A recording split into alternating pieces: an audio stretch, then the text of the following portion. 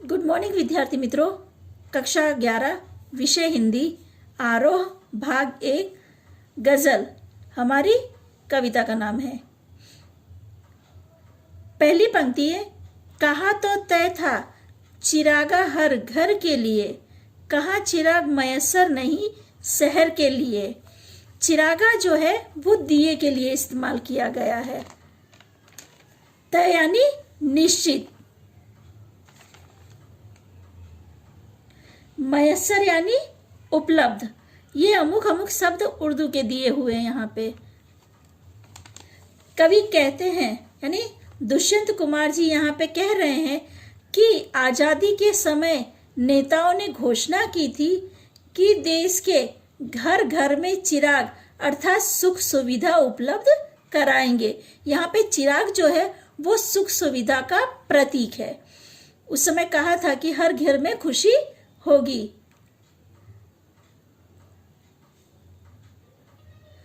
अब स्थिति यह है कि शहर में भी चिराग अर्थात सुख सुविधा उपलब्ध नहीं हो रही है।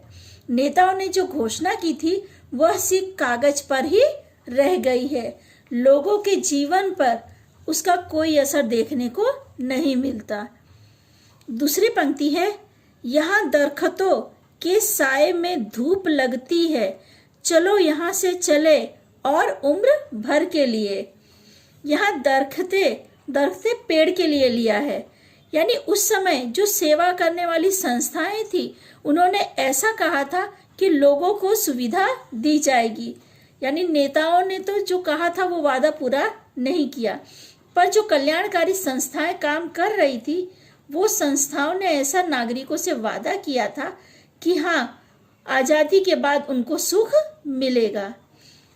पर यहाँ पे दुष्यंत कुमार जी कह रहे हैं कि दरख्तों के जो नीचे छाया था उसमें भी आज धूप लग रही, यानी वो जो संस्थाएं हैं वो आम आदमी का आज शोषण कर रही है। चारों तरफ भ्रष्टाचार फैला हुआ है। कवि इन सभी व्यवस्थाओं को देखकर कहते हैं कि चलो यहाँ से दूर चलें, जीवन कहीं और बिताएं। ऐसे में आम व्यक्ति को सिर्फ निराशा ही होती है।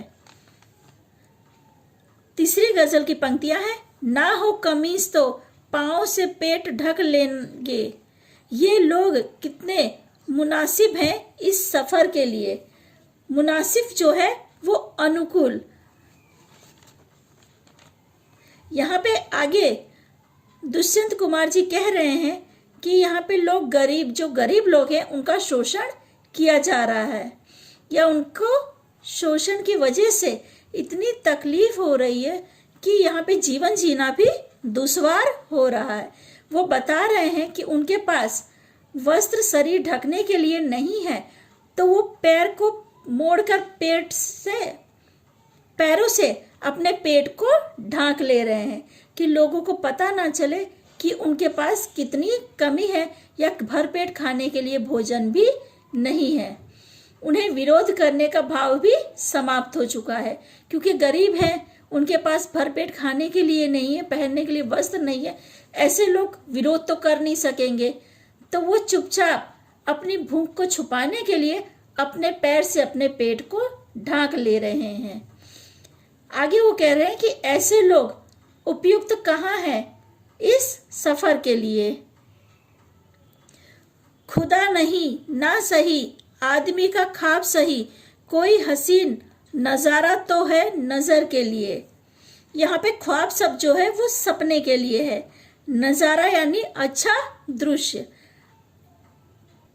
यहाँ पे कह रहे हैं खुदा नहीं ना सही, यानी संसार में भगवान नहीं तो कोई बात नहीं, आम आदमी का तो सपना तो है।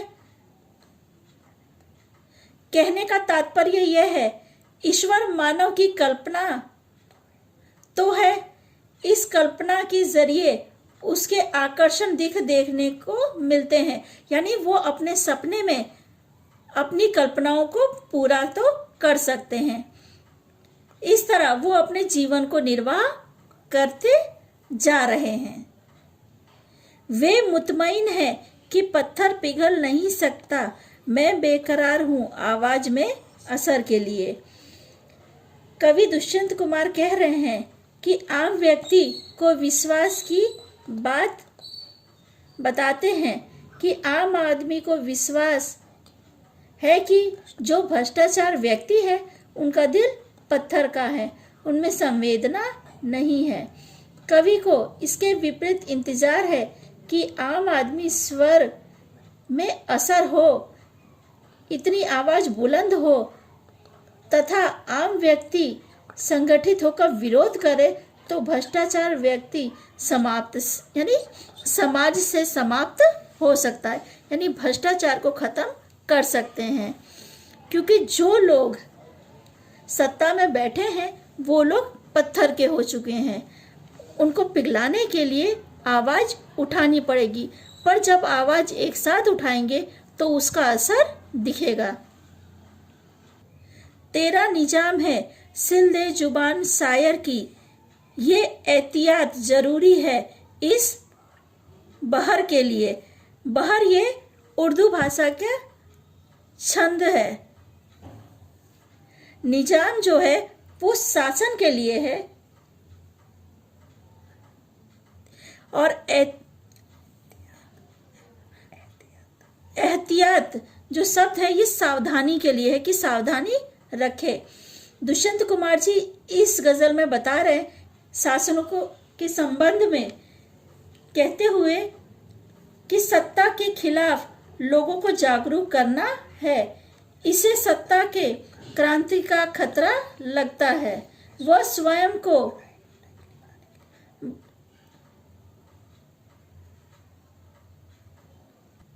वो अपने आप को बनाए रखने के लिए, यानी जो लोग सत्ता में हैं वो अपने आप को बनाए रखने के लिए शायरों की जुबान तथा कवियों की जुबान पर प्रतिबंध लगा सकते हैं।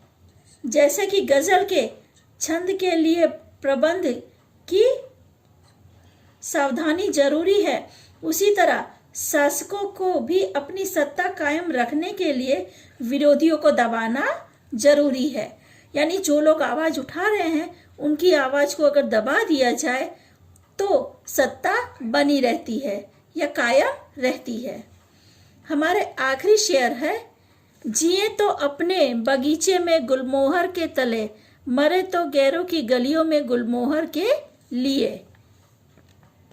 यहाँ पर दुष्यंत कुमार जी कह रहे हैं कि जब तक हम अपने बगीचे में जिए, गुलमोहर के नीचे जिए, और जब मृत्यु हो तब दूसरे की गलियों में गुलमोहर के लिए मरे। दूसरे शब्दों में कहना चाहते हैं कि मनुष्य जब तक जिए वह मानवता मूल्य को बनाए रखे, शांति से जिए, दूसरे के लिए जिए, और जब कभी मरना भी पड़े तो उन मूल्यों की रक्षा करते हुए ही मरे। यहाँ पे दुष्यंत कुमार जी ये कह रहे हैं कि इंसान को अपनी इंसानियत नहीं छोड़नी चाहिए, उसे बनाए रखें, जिए या मरे, कोई भी स्थिति में हो अपनी इंसानियत को नहीं छोड़े। ठीक है विद्यार्थी मित्रों, मैंने आप लोगों को भावार्थ समझा दिया है। एक बार आप सभी इसका गजल का वांचन कर लेना और भावार्थ याद कर लेना। ठीक है विद्यार्थी मित्रों, इसी के साथ वीडियो पूरा होता है।